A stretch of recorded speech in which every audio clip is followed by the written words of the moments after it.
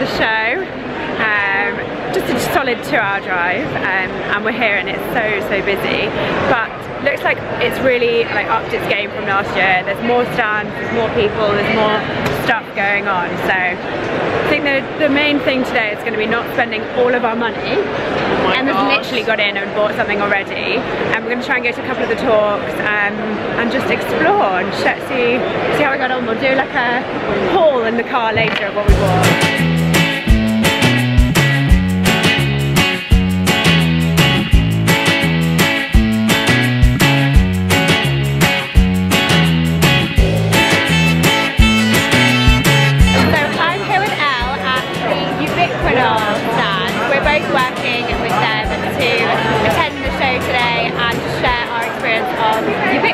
We just talked to one of the Japanese scientists and we're about to do the treadmill challenge.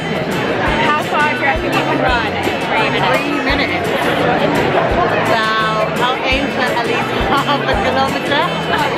3 minutes, that's like, yeah. I reckon half a mile. I don't really want to run that far, I get really sweaty. This girl's doing well, let's watch her.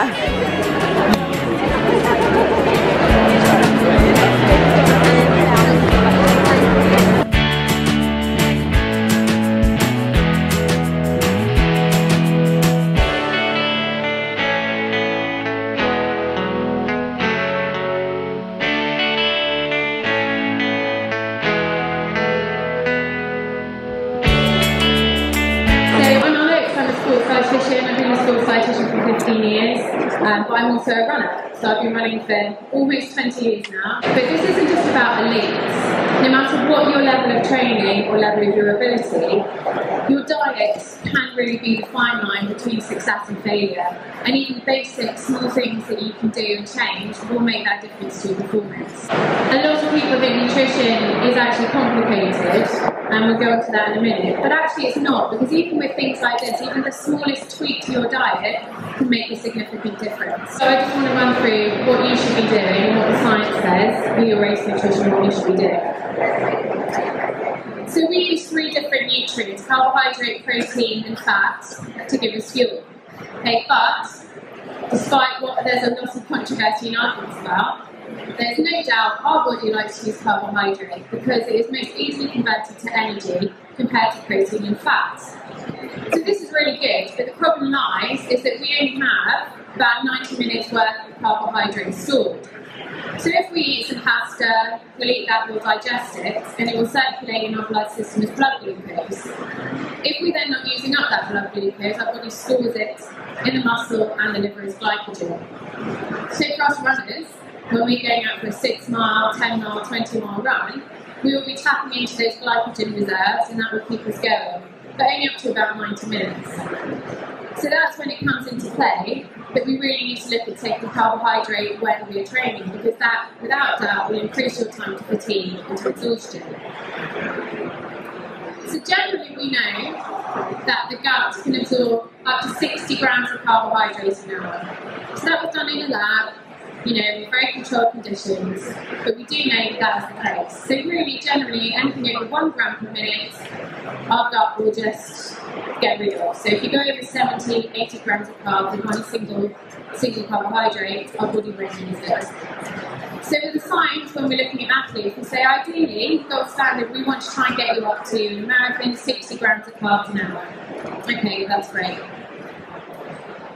Evidence has also shown that if you take a carbohydrate drink and swish it around your mouth and spit it out, that has also been shown to increase performance. And it was a very reliable study, quite a lot of studies have said that. So, if you are sort of struggling with taking 60 grams of carbohydrates an hour, if you swish around your carbohydrate drink and spit it out, that might help you. It doesn't like on a physiological level, but it works on the perception of your brain thinking that you're getting fuel. It is possible to go over 60 grams of carbs an hour up to 90 grams. So if you look at Mo Farah, for example in the marathon, he will pretty much be having 90 grams of carbs an hour. And the way he's doing that is through something called a multi-transportable carb or a dual carb source. Our body can only absorb that glucose up to 60 grams an hour. But if you then take on top of that, which a lot of these nutrition products are now, they've got 2 different types of carbohydrates in, it uses a different transporter. So these are transporters, and that transporter gets saturated at 60 grams an hour or 1 gram a minute. If we add in some fructose, that's just like another gateway. So you can get up to 90 grams of carbohydrates an hour. But the reality of that, someone like Mo Farah is running for 2 hours. And he's getting his drinks, he's got his drinks tables, and for someone like him who's highly trained, 90 grams an hour is very possible. For the majority of us, it's like 4 gels an hour. Most people can't manage 2 gels an hour, let alone 4 gels an hour. So this is where the reality comes into the advice, because this is all what the science tells me as a practitioner that I should be telling all of you, but how we translate that into reality. Your gut does have a direct effect on your performance. So we train our legs, we train our heart, we train our heads, but you can also train your guts. But you just need a little bit of patience and commitment and a little bit of belief that you can do it. So here's how.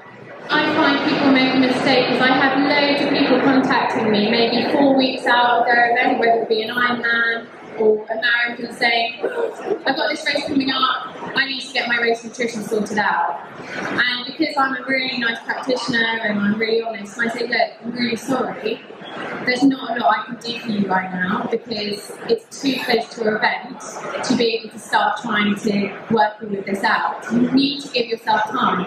So if all of you are doing a spring marathon, or any of you have got a spring marathon coming up, you need to start thinking about this now. Thinking about it sort of a month out is far too late, because you need to get your gut prepared to start trying to tolerate the carbohydrates. You can do things like run closer to eating, drink more when you run. Now automatically people, especially if they worry about getting stomach problems, they worry about taking in fluid. But actually, if you take in more fluid, it actually increases the rate of gastric emptying. So the more fluid you have in there, the more your body gets used to emptying that fluid out of your stomach and into your system. So you may go through a couple of runs feeling uncomfortable, but in the end it does pay off. Increasing your carb intake with diets. So if you do have a generally low carbohydrate intake, you can't really expect your body to be able to tolerate carbs that well when you're running, because actually if you increase your carbohydrate intake generally during the day, you will increase those amount of transporters you have that we were talking about earlier, and also increase their activity. So increase the amount of carbohydrate you eat during the day. And also practice and routine. So every Sunday if you're on a long run, you should be practicing your breakfast that you will have before your race. And even now, you need to start practicing. In the summer, last summer, I did my longest race. It was my race of my career, and it was amazing. So it's a Labrador Ultra Trail in Italy. It's 120k, about 6,000 metre climb. And, as a sports dietitian, I went into it with a very sort of planned approach. I know that I have about 50 grams of carbs an hour, so I'm going to aim for that. And this is what I'm going to practice in my training runs. But of course, my training runs weren't 20 hours long. My longest training run, I think, was probably 4 or 5. So within 4 or 5 hours, I can manage 50 grams of carbs an hour, but that's probably where it stopped. And I needed to get in my mind, where the checkpoints were, and I needed to get more of a visual.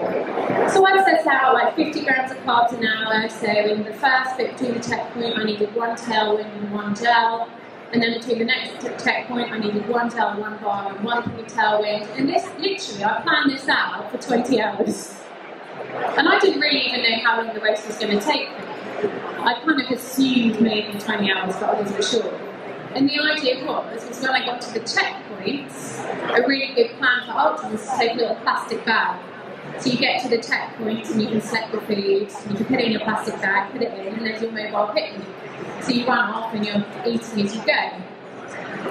So the first half, managed it, 2 gels, 1 one with the tailwind. Got to the first checkpoint and it was like Oxford's tube circus at rush hour. I have never seen so many people and it was manic. And it set me into this like panic of what was going on, and I was trying to get in and I was grabbing this food and stuffing it into my little plastic bag and my hands were really cold. It was just a complete disaster. I didn't know what I was grabbing. And then I started, in fact it was out of this checkpoint, so I started tucking in on this ascent into my food and I didn't know what it was. And I got like French bread and covered it in olive oil and literally coated it in salt. So you can imagine how well that went down. But my point was, if I'm here, by checkpoint 2, so that was after 6 hours, the rest of this plan had gone out the window. I had no idea what I was doing. And you have to be flexible, and that is the point.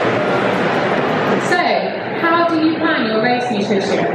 And this is the really important bit, because it's about your race nutrition, not somebody else's you've seen on Instagram, or someone from your club, or what your husband or your best mate is doing. It's your nutrition plan. First of all, you need to look at the event. It's pointless saying I'm doing a half marathon or I'm doing a marathon, because some people do a marathon in 2.5 hours, and some people do a half marathon in 2.5 hours. And actually, a lot of people I find, when they're doing half marathons, don't ever consider taking in carbs. But actually, if you're going to be over an hour and a half, which is probably the good majority of us, you need to consider taking maybe a gel with you or something like that. So it's about time and not about the event. And also, what are your goals?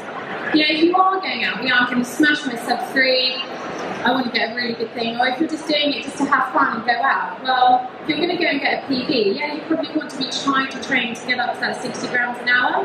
But if you're going out just to have a great day and enjoy it, you know what, if you get through with 30 grams an hour consistently over your race, then you're going to be doing really, really well.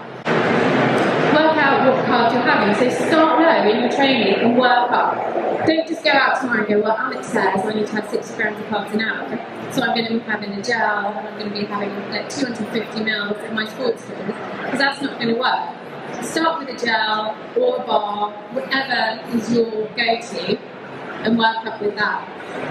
And select your products and experiment. Now, if you ever go on my website, you'll see these amazing homemade gels, and also lovely bars that have got nuts in and chia seeds. I don't eat them. I love Snicker bars, I love Tailwind, and I also love a Turkish delight. That's a good one to have. You know, so it's all very individual. I just can't, even though I advocate it, and the whole natural food thing is quite popular, it doesn't work for me, but it might work for you. So experiment and see what works best for you. So when you're doing a marathon, if you're doing Paris, if you're doing London, find out what sports drinks they're using. Because they can use Gatorade, say Amsterdam Marathon, you may as well get that Gatorade and train with it. Because then that will mean you won't have to carry your own sports drink with you on the day, because you'll be used to what they're using. And you have to not be freaked out. If you're doing your race and it doesn't go right, it's okay. You have to be prepared to be adaptable. Because the realities of what you do in training, the realities are it may not transfer to your race day, so you have to be prepared for that, and you have to know that it's okay. So lastly, just for a takeaway for you, when you're looking at nutrition advice, wherever that may be, number one, ask yourself, who is telling me this and why? Number two, how do they know this? Number three, giving 1 and 2, is it possible they are wrong? Number 4, if the answer to 3 is yes, find another source. Number 5, repeat until answer to number 3 is pretty unlikely. We are done. Left just about after 3 o'clock, which is our anticipated leaving time. Didn't do too badly with the shopping. Bought just a couple of things. Bought a print, some gels, and an enormous, amazing flapjack, which was, I've eaten like a third of it sitting on the floor. And Emma, what did you buy? Sportswear wash, which is actually really good. And if you guys need it, Granger's is the place to go. Untested by me, but Emma says it's good. Yeah, flapjack also. And that was it. Yeah, nothing else. Wow. I was very restrained. Very restrained. You tried to buy some Gia charge things, and they're they weren't that friendly or helpful, but also then their card machine wasn't working, so you were like, well, I don't have cash, so yeah. But saw lots of people we knew, which was really nice. Had some really good catch-ups, and yeah, we only actually listened to like 1.5 talks, which last year I feel like we listened to more. Did we? Well, we definitely saw one that we wanted, and yeah, which was good. Oh, it's gone out of focus. Okay. But yeah, more talks. It's definitely up to its game. Yeah, it's much better than it was last year. I think they did a really good job. It was very busy, and people were like selling out again this year of stuff. I think it's grown quite a lot from last year, both in terms of like the scale of the event, yes, but also in terms of like the amount of people, the amount that people are buying, because a lot of them had like quite good discounts and have sold out of their stock already. So yeah. So top tip for 2020 is come on Saturday, come early, yes, and come prepared with what you want to buy, yeah, and what you want to listen to. We sat on the floor for Alex's talk, which was actually fine, wasn't it? Yeah, it was totally fine. Meant that we were right at the front. Yeah. But yeah, have a little plan of what you're gonna see and do, and yeah. Also be prepared that although the tickets are free, parking is £16. So I don't know how much the trains tickets were from London, but I still think it's probably cheaper for us to drive. But yeah, had a good day. Now we're gonna drive home, probably gonna get the rest of this flapjack all over myself and the car, and yeah, and a cup of tea. Yeah, I'm gonna stop for a cup of tea on the way home. At the drive-through Costa, not the get out and buy your own Absolutely Starbucks not. horrible coffee.